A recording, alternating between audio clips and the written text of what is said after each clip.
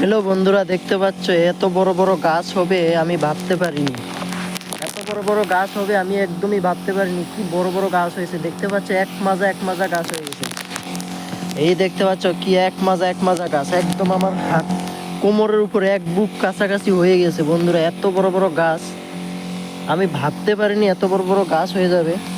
দেখতে পাচ্ছ পুরো গাছগুলো কি বড় বড় হয়ে গেছে।